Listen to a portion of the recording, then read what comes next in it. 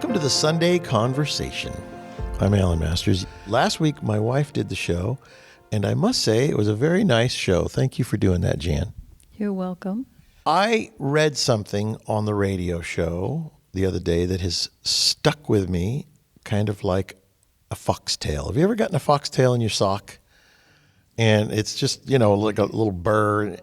Oh, yeah, it's like, it's there, and you have to kind of dig it out. Well, this is one of those things where I don't want to dig it out. It's maybe even better word is Velcro. It's stuck to me now. And that is, we're not here to teach. We are here to love, and love should do the teaching.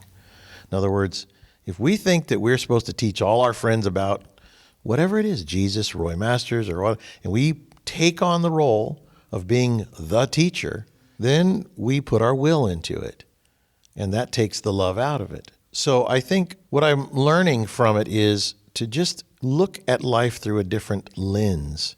I look at my father, for example.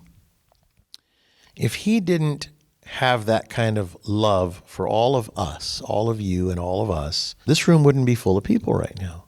The masses of people that heard the love coming through my dad, not the will, and the great thing about him doing his radio show late at night, he would just sit there and sometimes with his eyes closed and talk to the radio, talk to the microphone, and he would express his learnings of life, his understandings, his love for humanity, to be able to understand, the foundation of human understanding. And it came through in such a loving way. You guys all heard it. It was in his voice. Yes, he had a nice British accent, but the underpinnings of the British accent was a man that knew how to love. Not wanting anything back in return, he was always embarrassed to even ask for donations. I remember my dad always, I hate asking for donations. And my brother got involved and said, well, you have to do this, that, and the other. And then, of course, the internet and the ability to just click and, people to donate, it became easier and easier over the years. The ability to love and to give that love unbridled is something that we all tend to lack. And we could use more of that giving of love. I want to give you an example. I bought a piece of heavy equipment the other day, and it was on the side of a hill. Big, huge excavator I bought. Everybody's like, why are you buying all these things? Well, this particular giant machine has a reach of 40 feet. It's a big backhoe arm, and it'll reach 40 feet. It's huge. 6 of us can get in the bucket of this thing. The reason why I'm doing this is because water is a commodity. And we have 5 lakes at the ranch that have not been well cared for the last 30 years. And so they've filled full of silt and what have you. So I'm going to dig those suckers out. And then we're going to take that soil that is rich, because it's all of the nutrients of the water and the ducks pooping in it and all the things that goes on in the lake. And we're going to use that soil to plant vegetables and things that need to grow that will feed us. So I'm going to dig these lakes out, which will give us more water for the summertime. And I think it's just something that's part of the maintenance of the ranch that we need to do. So I'll buy it with my own money, and when we're done, I'll sell it. But in the meantime, on the side of this mountain, I meet this old man who I found out is only a couple of years older than me, but he looked incredibly old to me. Hey, old man. And when I saw his driver's license, I was like, oops, I guess we're both old men. But I remember my dad looking in the mirror one day and saying, I look in the mirror and I see an old man staring back, because the soul has no age.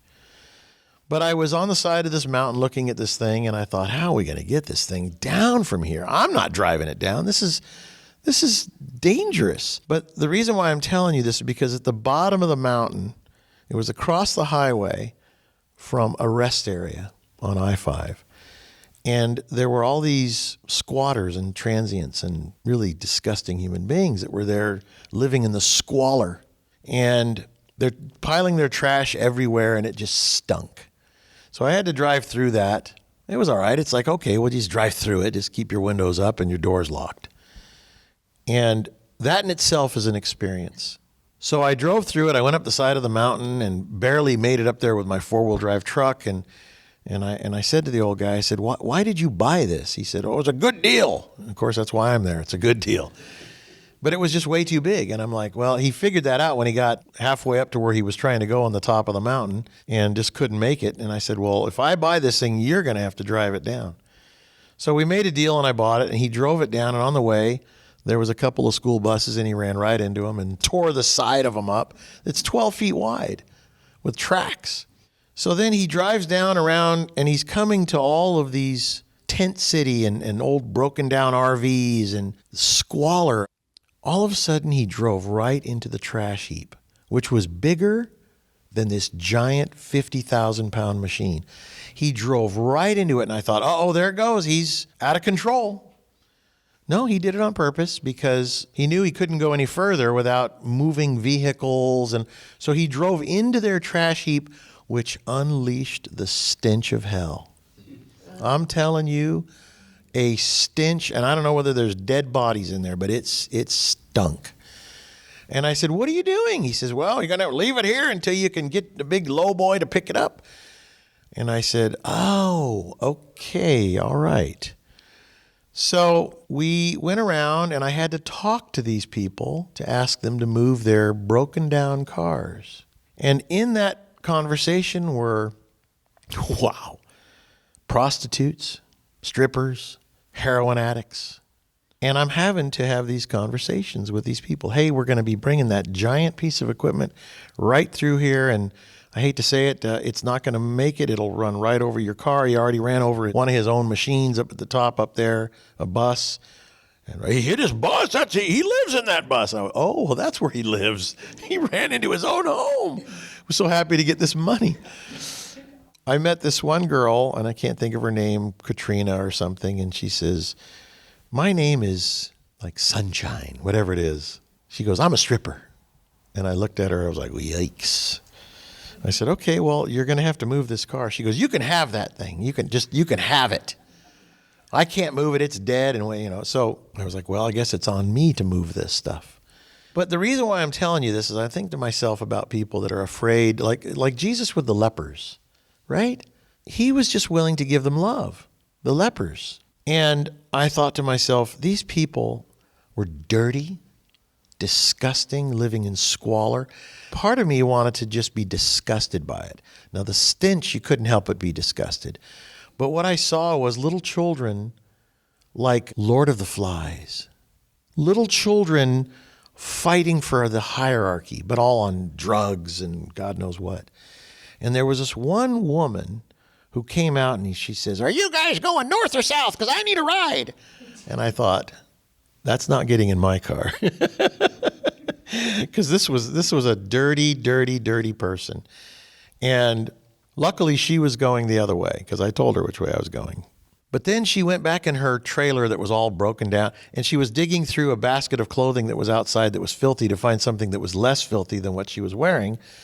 And I'm telling you a story because it's very interesting. Back to, I'm not here to teach. I'm just here to love. Let love be the teacher. So she goes inside her trailer and I hear, and I'm like, wow, she's yelling away. And then here comes, Summer Breeze or whatever her name is. And she says, she's yelling at her kids. She does that all the time. And I said, wow. I go, do you have any kids? She says, oh, I have 3. And I'm thinking to myself, wow. I was sad when I had no shoes until I saw a man that had no feet. She has 3 little children. And I said, well, how old are they? And they're like 9, 11, and 14. And I said, well, where are they? She said, oh, they're with their dad right now. And maybe she had a husband or something for a while or God knows what. And she says, they stay with my mom sometimes. And she points at this other trailer. Her mother lives there. We might as well call it the leprosy village. And I'm walking around. I had a young guy with me, and he's just, his eyeballs are like, huge, looking at what's going on and witnessing all of this. And she sees his kind of, I don't know, fear. And she actually said, are you afraid of me? And he says, me? No. And I said, how old are you? And she says, I'm 32. And I was like, oh my gosh, I have children that are 32. So this whole thing goes on, and I had a trailer, and we're going to move this several cars, but really the one car was in the way. And the woman that went in the trailer that was yelling at her children, I figured they were small, teenage maybe or less. I said, how old are her children? 32? Oh no, maybe he's older than me, 33, but he's a heroin addict. And then I hear this, Tommy, you get out there. They need your help. And I'm like, uh-oh, here comes the heroin addict. And I tell you, a man that came through that door looked more like 60 than 32. And you could tell that he was already a zombie. He was an expressionless man that was being consumed by the dark side. And his car didn't run, and he said, well, you can't get it into gear unless it has a battery, and the battery's no good, and on and on. And so we figured out how to get it into neutral, and we all pushed it. The prostitutes, the strippers, the heroin addict, myself, the young man that was with me. And I thanked them. But what happened was, something happened in that village that morning, is that we showed up with love. No judgment, sadness in our heart for the way they were living. And it was squalor, but we were there for 2 hours trying to load this vehicle because it was literally partially on the side of a hill, and the vehicle kept sliding to the side. And here I was with these people that were just at the lowest point of their life, at the lowest point of humanity. And we were working with them side by side. I can't say arm in arm because I didn't feel like touching most of them, but I did pat the guy on the back that was the heroin addict because even though he never said a word, he was there to help. I feel like that they got to experience a little bit of love for a couple of moments, and they all stayed with us the whole time while we were working for 2 hours to load this vehicle and move things around and make a path for this big thing. They were happy to help. They were working harmoniously together. And these people want to kill each other. They literally hate each other, and they want to kill each other most of the time.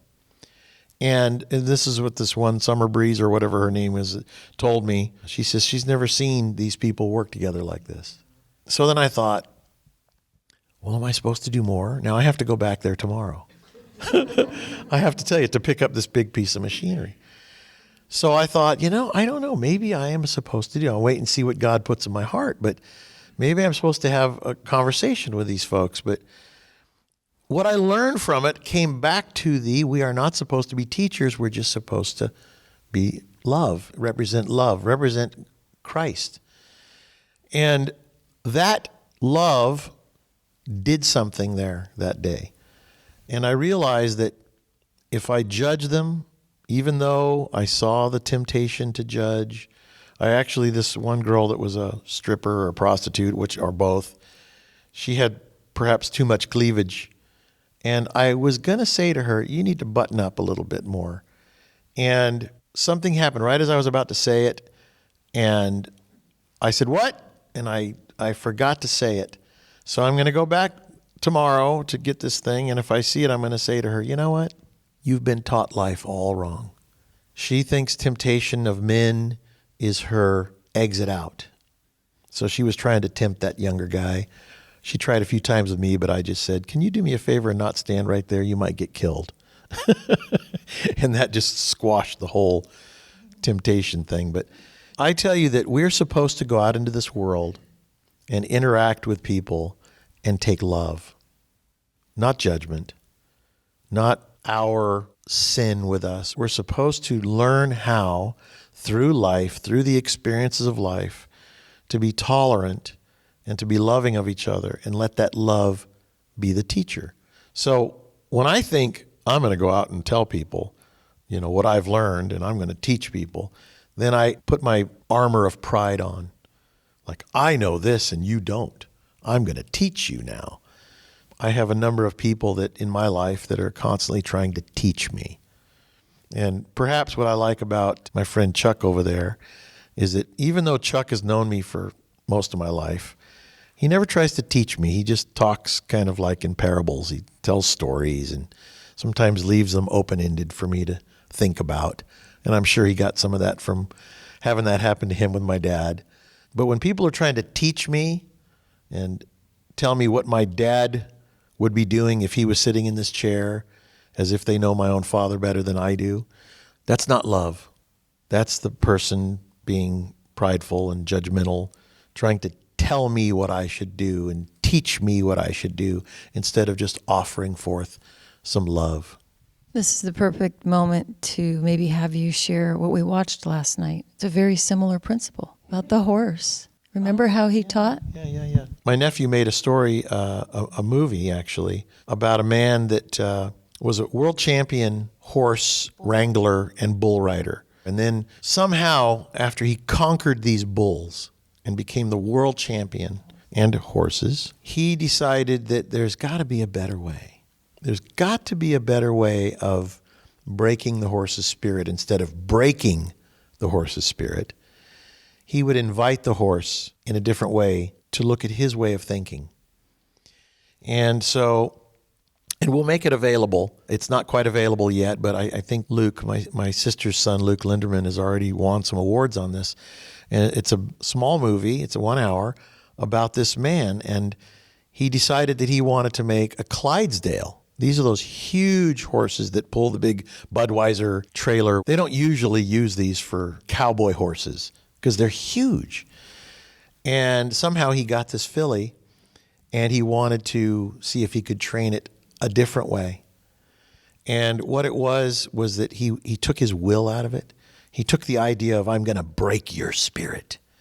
Because they even call it breaking the horse. And so he decided to create, I hate to say it, but I'm going to use this word, a love language with the horse. A language that the horse could understand because, like all of us, horses think a certain way. Pigs think a certain way. Cows think a certain way. And he knows horses very well. So he thought, if I deal with this horse differently, and instead of punishing it when it starts doing the right thing, I'm going to let it know that it's doing the right thing. How did he do that? When he would pull on the horse and the horse would pull back, he would keep a firm pressure. But when the horse would come his way, instead of pulling again and saying, that's right, see, that's his language. The horse's language is, if the horse comes his way as he wants it to, he releases the rope. It's acknowledging to the horse, that's right. You're going right. You're doing the right thing. So the horse then feels, instead of the pressure and the will of the man trying to break his spirit, the horse feels love. So when the horse acknowledges, I'm going to come your way, he releases it. So the horse has the freedom to do as it chooses, which is, I would like to come your way. I understand your language now. So what it is, it's a language of not willfulness, but the opposite, freedom. In other words, if you come my way, I will release you from the pressure of my will, and we will do this together. So it's actually a story of 30 days of working with this horse to where he has no reins, no bit in the mouth, nothing. And he teaches this horse through this language of not being willful, but being more suggestive. In other words, come with me and we'll do this together. He teaches this horse how to do everything. And it becomes a horse where they, rope, and he has to swing the lasso over its head and catch the cow and then pull the cow backwards and give it a brand. And it's very interesting how this horse did everything without anything in its mouth or on its head, all because when he's on the horse's back, just little leg movements and feet movements, that the horse respected him enough to be obedient because he could see that the man loved him, cared for him, actually her, for a filly is her.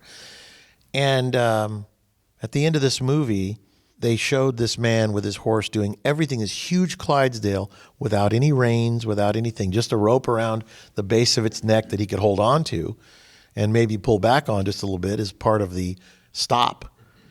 But it was that he, instead of trying to break his spirit, he freed the horse's spirit in such a way that the horse was obedient to the man because the man possessed love. Enough love and patience to teach the horse without the will. He talked about growing up and how they just willfully made these horses do whatever they wanted. And he said, most of the time when you go out to get your horse, he said, you have to trap them. They do not want to come to you. But in this new way, the horse comes because it's respected. And he said, you're getting the horse to give you what you want instead of you taking it. That's right. He said, instead of chasing down the horse chases him. The horse comes to him. We have been taught so wrong in life about how to rear our children and how to have relationships and how to have even relationships with our animals and how to do business. I mean, we've been taught all wrong. How to eat. Everything we've been taught by the world is upside down and opposite of the way God intends it to be. The will, the judgment, the contempt that we have inside of us is our ruling force. And a lot of it has been put in there since we were little children, and we don't even know it's there. We have an energy source, just like our car has an energy source, gasoline, diesel, or electric, that has to be replenished. We have an energy source that is implanted in us when we're little children, and we replenish it over and over again through being angry, through being judgmental, through being willful. And then that is what energizes us in life. We can't speak up to our friends until they piss us off, because that's the energy that we correct with. It isn't love that's a freewheeling giving, because most of us have not been loved. And I said it, and I'll say it again. I was not free to be me until my father passed away, because I chose and put him on a pedestal like most of us. And he was my Bible answer man. He was my right or wrong answer man. And I didn't actually go beyond my teacher to the Father in heaven. I stopped right there, even though I would have these little conversations. Well, I'm going to just check with my dad, because all you guys had him on pedestals and I had him on a pedestal, and we all just used him as the answer. And so when he was gone, and I said this, and I remember thinking, oh my God, I didn't actually say that, did I? I said, my dad passing away was the best thing that happened to any of us, because now we are free to actually go to the Father, direct to the Father in heaven, instead of saying, well, Roy this and Roy that. It should be that we have our own understanding and knowing and own personal relationship with our Father in heaven. And we do this by accident, because we'd never met anybody like this man. Of course, I did. He was my dad. But still, I agree with everyone. I agreed that he was a good guy. He had a lot of great answers and information. But you know what? He was my crutch. He was my crutch, and I limped around through life just like all of us until such times as, what do you guys do now? What do we do now?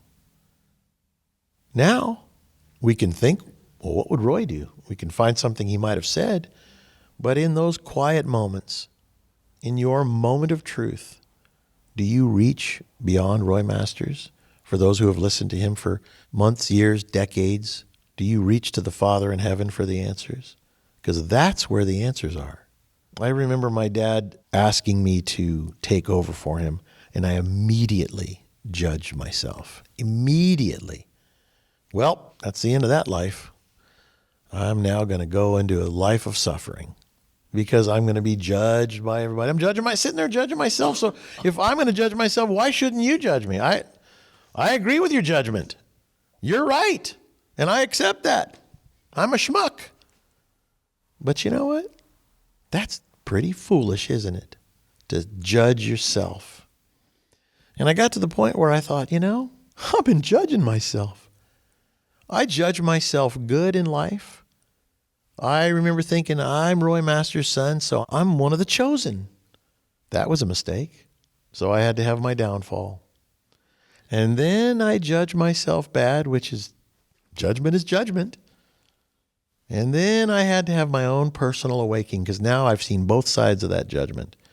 Judging somebody good is as equal a mistake as judging someone bad. Judging is judging. It's unwise. It's foolish. The answer to all these things is to say, I don't know. The biggest and hardest mountain to climb in life is for a man, and I'm going to say a woman too, to admit they just don't know. And that right there is where you can actually look up to the heavens and say, Father, show me, because I just don't know. And then just shut up and wait. Live your life. Clean the dishes, make the bed, do what you got to do, and just be patient. Haven't you all heard, and haven't we all heard a million times?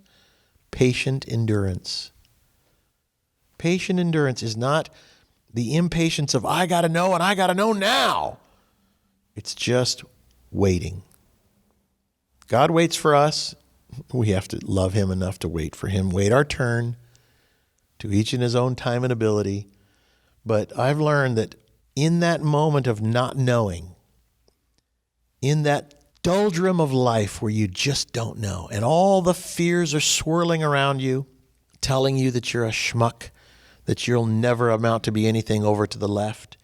And then the ego on the other side saying, oh no, you've done this and you're better than Brian. You're better than Tim. See, because the ego wants to build you up. And so you think, yeah, well, I don't like that side that's telling me I'm nothing. I'll go with him. He's telling me I'm good. And yeah, I know I can do more than Tim or Nick or Bruce or any of these people here. See, these all dialogues with the devil again. Nope. See it for what it is. Back off into the quiet again. I hear you folks telling your stories about the thoughts in your own head that are not your own thoughts, the monkey brain. Dave's not here today, and I heard him on last week's show. He says, sometimes when I'm by myself, there it is. When I'm by myself in that moment of truth, can you find stillness? Can you find quiet? Your mind will not let that happen.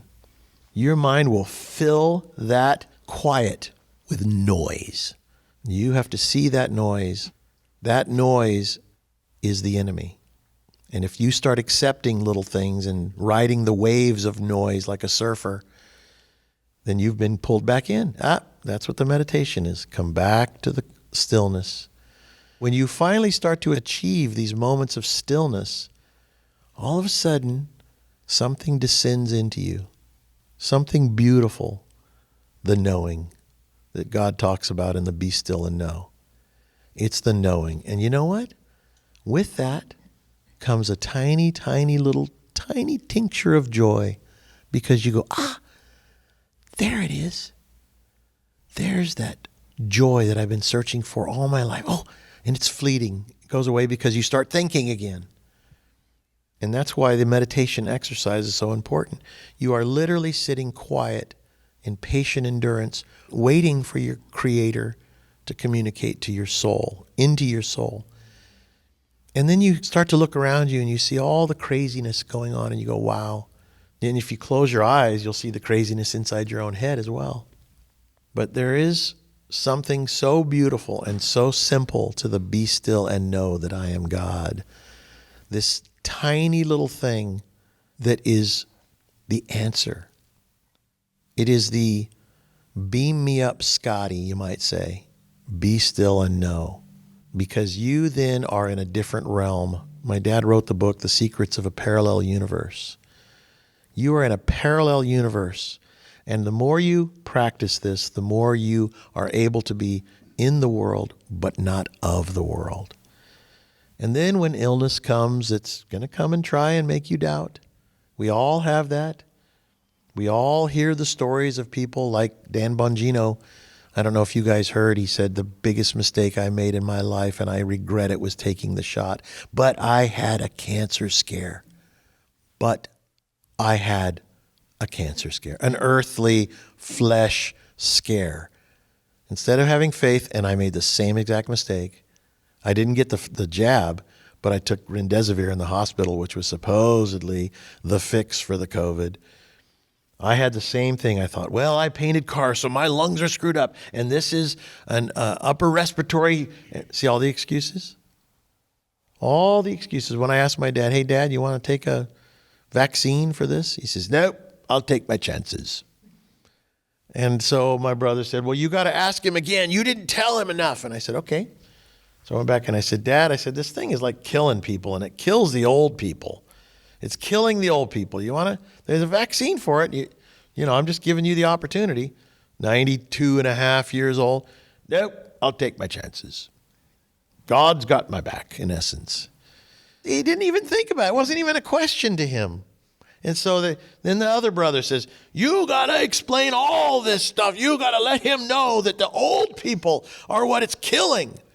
And I said one more time, I said, Dad, so it's kind of a worldwide pandemic. It's all over the news, blah, blah, blah, blah, blah. Nope, I'll take my chances. And I thought, I'm with you. I'm not doing that. I'm going to take my chances. Because first of all, I'm not taking any chances at all. God's got my back. There's no chance. It's not a game of chance. It's guaranteed. Now, he could do me a favor and take me out. I would really love it to be great. Take me out of this wretched place. I know I'm not going to see, what's her name, Breezy Wind over there up in heaven, but maybe I will. But I'll see a lot of people I would like to see up there. My mom and dad be the first ones. But, I always feel like I'm ready to go. And when I say I'm ready to go, I mean I'm ready to go, which also means I'm ready to fight to the death. Because if I go fighting like Braveheart to the death, then I will have died for a noble cause. Be up to God to determine whether I'm a noble man, but I will have died a noble cause. Not that I'm going to be out there like a crazy, a Rambo. Rambo was crazy. He could have dealt with things in a different way. But I'm willing to stand up to evil. I'm willing to face the lepers and the hookers and whatever it is, and just not try and teach them. Love them.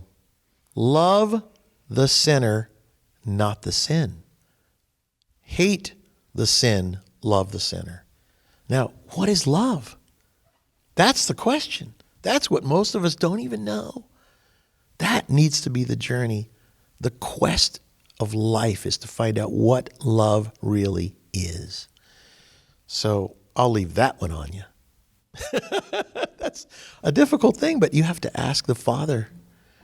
I will tell you, I'm listening to my wife on the last Sunday talk this morning, and I thought to myself, boy, I really love her. Possibly the first true love that I've ever experienced for this woman. It's because I love that she's loving you guys. I know she's had this love in her that she shared with me her whole life, with me and my children and the friends that we have. But she's now finally sharing that love with you guys. And it's a beautiful thing. And when I see you folks sharing from a place of love, it's beautiful. When I see people that I know that have been teachers, that don't want to teach anymore, that just want to love. Chuck's one of these guys. I know he's got a lot to say, and now he just doesn't want it to be his intellect. I heard when you said that, Chuck, and I so much appreciated that because he's been a teacher. So now it's like the last thing he wants to do is try and teach. It's just wants to share from his love that has been stored up and only shared with Diane for all these years and his plants. And Jan made a good point. She's talked about on the last Sunday's talk. And if you guys who are listening didn't hear it, go listen to it. It was very sweet. She said, even your garden responds to love. There's an energy. And I look at Jan's garden right now. She's been putting her love into our grandchildren this year and didn't do a garden.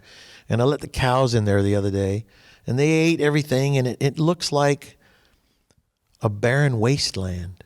You know why? We are the carriers of the love. Did you guys ever see the movie Quest for Fire? It's an old movie. It's just a ridiculous old movie. But these Neanderthals, when lightning would strike, there's fire. Fire. Of course, there was no words in it. It was just grunting.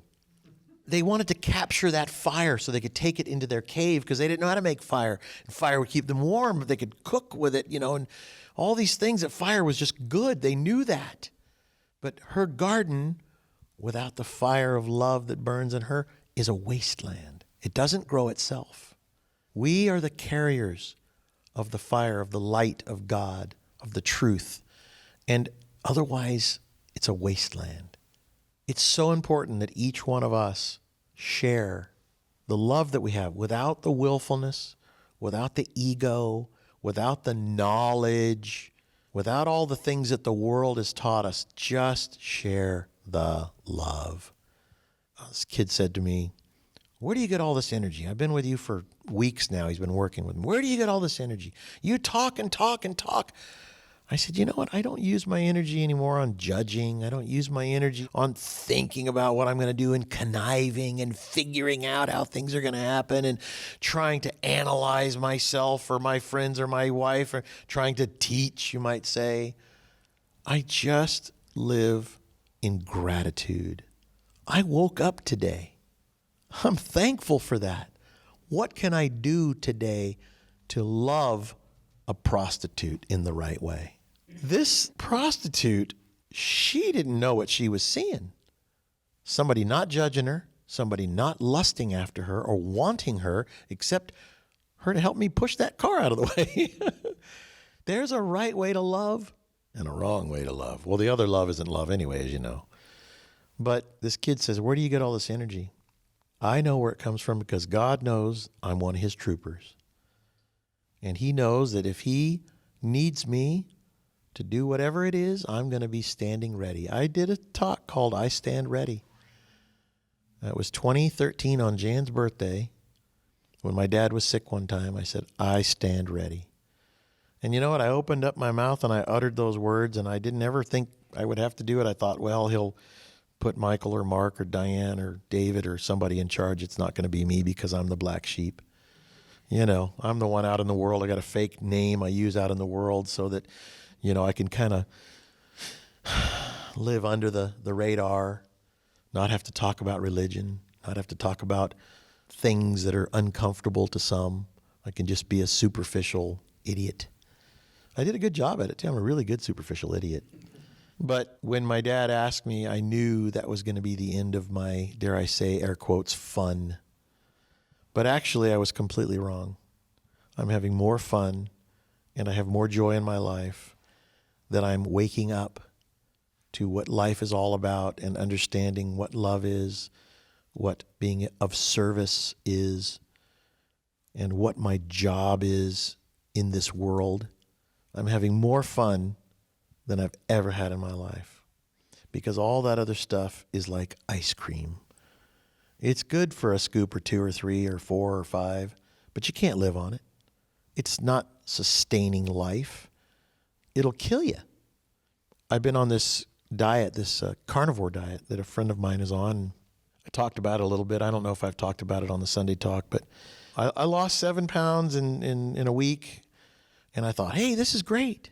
And I put something on social media, and then my sister saw it, and her daughter had been having problems just being sick for the last year. I kind of knew it, but I didn't really pay much attention, celiacs or whatever. I don't know what it was. And my sister saw it, her daughter, she saw this little post, and Dr. Jordan Peterson is on this carnivore diet. You might look it up. It's pretty darn interesting. His daughter is on this carnivore diet where you just eat meat and fats. And you have to be careful. You can get plugged up pretty bad. It's a warning. But my sister and her daughter saw this, and she tried it, and she started feeling better immediately. So we have the ability to communicate and use social media for good. Most of it is used for bad, for ego building and all the rest. We will, as God shows us how, use the tools of this world for positive. Even though people say, I don't do social media, it's evil. Well, it can be used for evil, but it can also be used for good. So all I can say is that my life now is being driven by a different energy source. Remember I talked about the gasoline, the diesel, the battery. The energy from which I run is endless. It's an endless source of energy instead of the one that has to be replenished through dark deeds, the dark side energy. This new energy that I'm running from is a pure source. It's better than natural gas. It is just absolutely endless. I wake up At the crack of dawn, even sometimes it's still dark, I wake up and I'm ready to go. I don't even know what I'm going to do. She says, what are you going to do? I don't know. I'm going to go out and work. I'm going to go out and fix something that's broken or feed the cows or whatever. But it's funny because I get up, I take a shower, I get myself dressed, I'm going out the door. And you know what it says to me? My brain, the monkey says, I hate throwing those bales over that fence. And I went, where did that come from? I'm going to feed my cows. Go away now, you nasty little ankle biter. But that devil is also an endless source. That's the journey of life. If you think you're going to escape your thoughts, the monkey that is on your back, you will never escape it. But the thing is, you want to take that devil to heaven with you instead of having it take you to hell with it. So I don't look at any negatives these days as a negative. It's, here comes a lesson. Here comes another insight. So I'm ready for it, whether it be the prostitutes or the drug addicts or whatever it may be. I'm ready to experience whatever it is, and God will guide me with that love. I don't know if this makes any sense, but as you were talking about that, a battery popped into my mind about how you have to have a positive and a negative charge. So we have to have that through this life, the positive and the negative. Heck of an observation, right? What an interesting thought. That if you just have the positive, it's not really going to do anything, isn't it? It's got to have both ends of that. We all have to experience negative things. We try and run from the negative, purify ourselves with holy water, trying to eat perfectly so that we're not having one speck of... By the way, I had a spoonful of ice cream. Jan bought some ice cream. Kids are coming over. I had a spoonful of ice cream. I was like, oh my God, that's so delicious. I can't even tell you. And then I had a second spoon and I was like, all right, that's enough. That's enough. It's so interesting how enticing the devil makes his concoctions, isn't it? Sugary, delicious delights. And they just kill you if you keep going. All the things of this world taste delicious, smell good, they're beautiful, and make you look good, and all these things that make you feel good. And the other day when I ran over my dog, I hate to say this with my wife, it's painful for her, but I looked back at little dog and I said, oh, well, you're free now. Poor little guy was really getting old and having a hard time from life. And then I did not see my little dog anymore. I saw just like a stuffed animal. The life was going out of it. And I thought, there it is. And when I dug a hole and I went to pick up what was finally the dead animal, it was a stuffed animal. It was just a little stuffed animal. And I picked him up and I dropped him in the hole that I had dug for his grave, and we covered him up. And I thought, why, Lord, am I not emotionally involved or disturbed or anything? I kind of want to know. Don't you want to know when you have new experiences? Because we've had this dog for 15 years. This is, again, a little bit of a sore subject, but I'm still wondering about it all. And then Jan said to me the other day, she said to our friend, well, what did you say? And I said it was wrong. I said you were more sad about losing the tree than the dog. So we had a tree that died. And I looked at that tree, and it's like for some reason, just one day, it died. It went from being a healthy tree that provided shade and everything, and it was dead. The leaves all just dried up. And I thought, oh, it died. But it was the same exact feeling. But she saw me say, oh, the tree died, because she found the dead tree. She sent me a picture. Our tree died. And this is a tree that was 50 years old. It was 100 feet tall. And I was like, I'm so bummed out. But what a friend of mine said is, now that tree's going to warm you up in the cold winter. So after the tree is gone, it actually provides a service to you, even after it's dead, which is interesting. It provides shade in the heat of the summer and warmth in the cold of the winter. But that's not what really I was talking about, Jan. She said Alan doesn't react or doesn't get emotional about when somebody dies or something. And I had to look at it for a moment. I said, it's not true. It's not true. I feel the pain. My dad always said, feel the pain, Don't resent it. Look at it. So when I feel the pain of when my parents both died, when Jan's parents both died, when our baby died on my birthday, I feel the pain, I look at it, and I say, what am I to learn from this? What am I to learn from this? Because, wow, in that moment of truth, because your family member dying, is that not a moment of truth? Can you catch lightning in a bottle? If you knew that lightning was going to strike right over here, and you could catch it in that bottle, wouldn't you try to be there and catch it and look at it?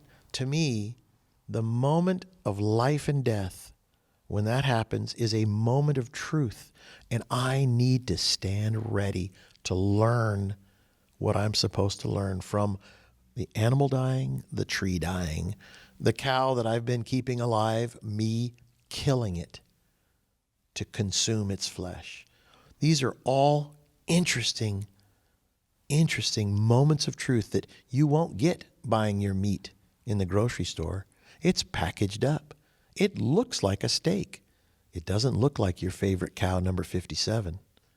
If I didn't have so many cows, I'd give it a name, but its name is the ear tag number 57. So I look at life now that every experience is a learning opportunity. And if you can catch lightning in a bottle and learn, instead of just having it be, ho-hum, oh well, then you will become wiser as you go through your life. Otherwise, life is just happening to you and it's not really teaching you. Now, one more example. I have a friend who's in town from LA. He wants to move here. His wife doesn't want to. He wants to move here with his trade, which is building homes. He builds very expensive homes in Malibu, $10, $15, $20 million. He comes up here to get some paperwork out of his storage unit because he lived here many years ago, and he's staying with us, and he gets a phone call. And it's a phone call from somebody that used to rent a house that he has, that he hadn't talked to in years. It was 20 years ago that this guy rented his house.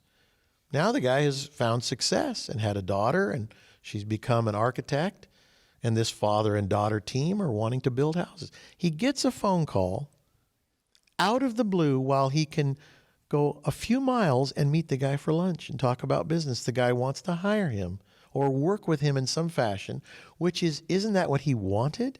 Was to bring his trade here and work here. God hears what he wants. And God articulates that in a phone call from somebody who, for some reason, wants to call this particular man and say, hey, let's work together.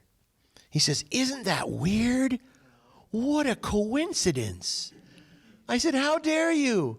How dare you call it a coincidence? You better acknowledge God working in your life right now and not call it a coincidence or say how weird that is. You better say, God answered my prayer. Thank you, God. I hear you.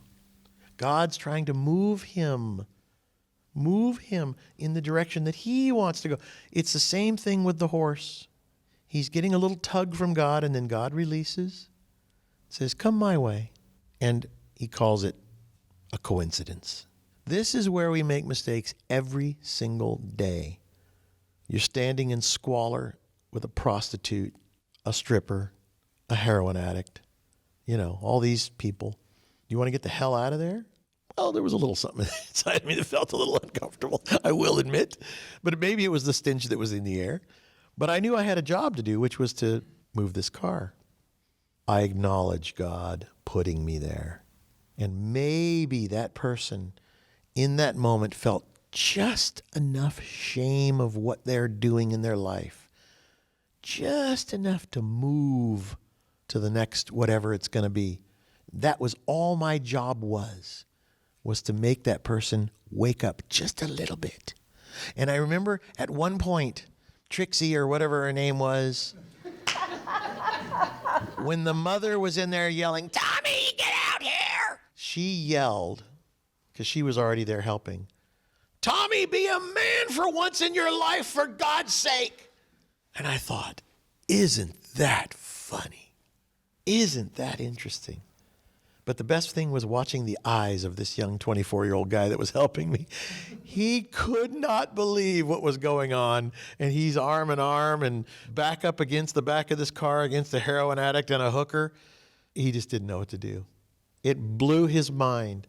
But you know what? You can't react to your family member dying, your dog dying, or you standing with a hooker and a heroin addict. It's just be.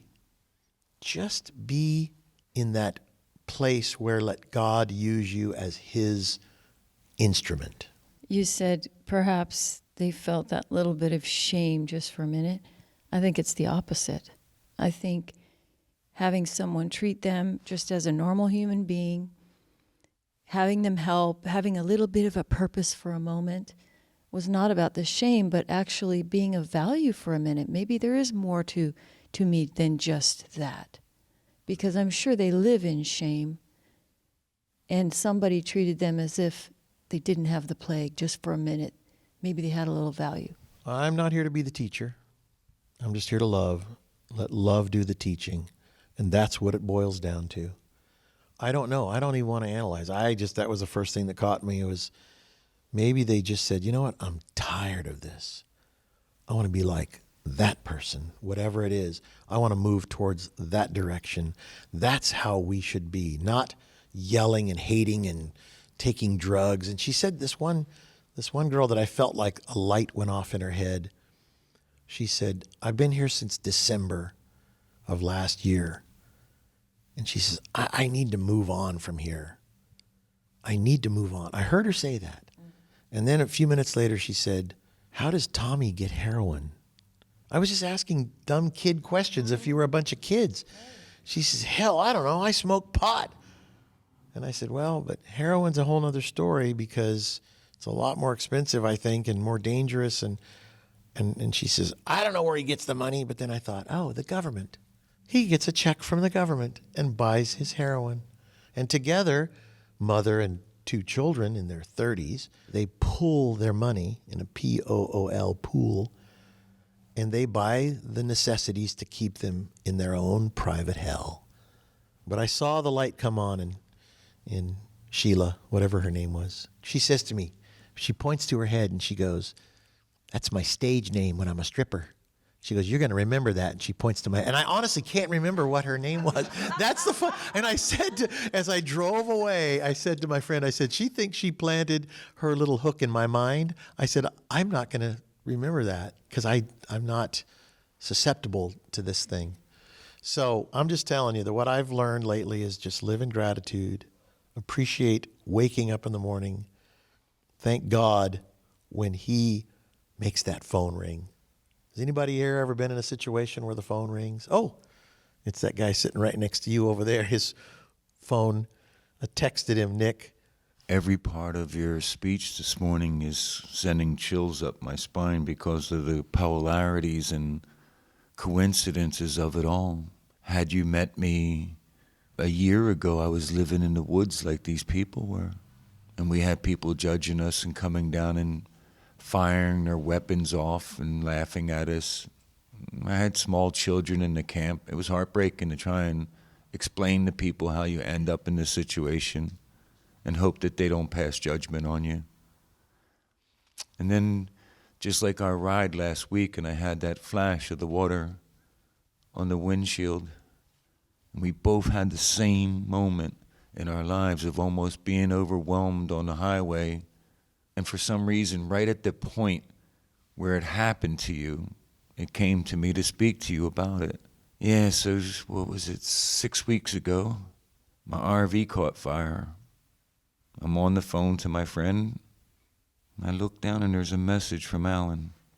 Hey, you still looking for work? And I thought, I gotta get off the phone here, Todd. You're not gonna believe this.